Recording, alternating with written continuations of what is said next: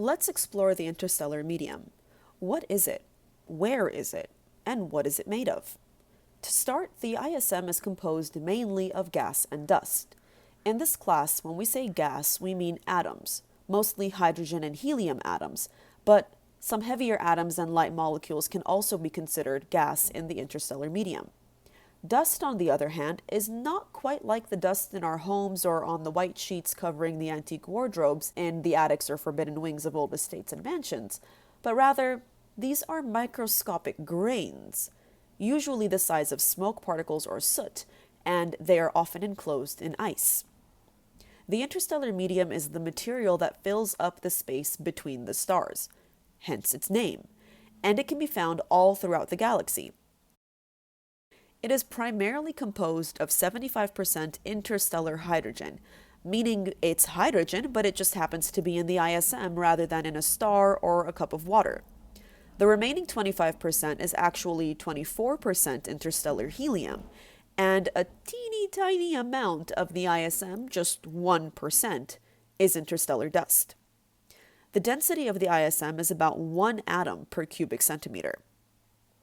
We may sometimes encounter regions that are denser, containing 1 million atoms per cubic centimeter.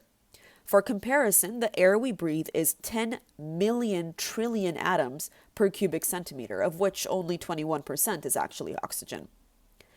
These denser regions of the ISM are called nebulae.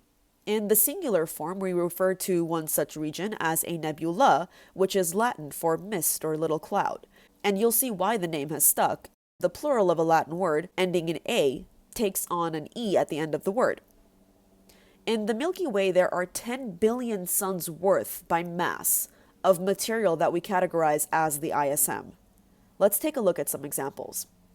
Here we can see young stars shrouded within the dusty nebulae in the Taurus constellation. Here we see NGC 2170, a nebula in the constellation Monoceros, whose dark and dusty filaments are prominent in the top right of the image. But one of the most famous examples of the ISM is this structure, at the heart of the Eagle Nebula in the constellation Serpens.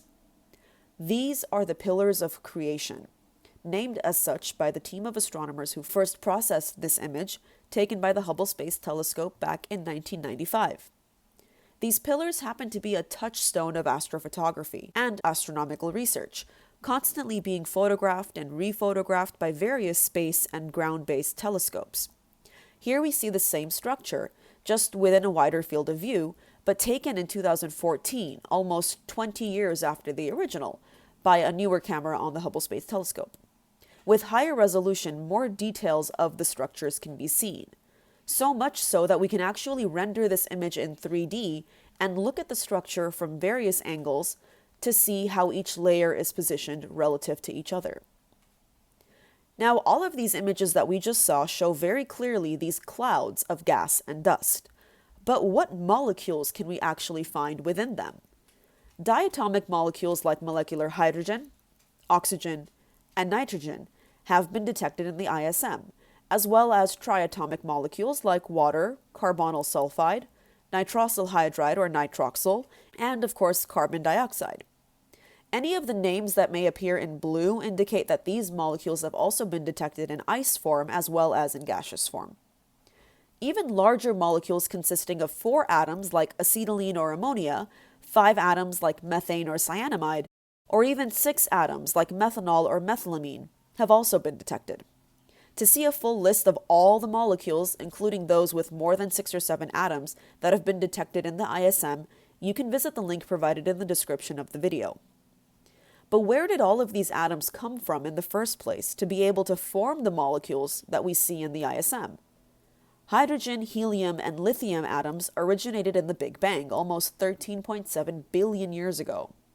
Heavier atoms formed in stellar cores through a process called thermonuclear fusion, and even heavier elements were formed in the explosive deaths of high-mass stars and blasted through space in a process called supernova nucleosynthesis.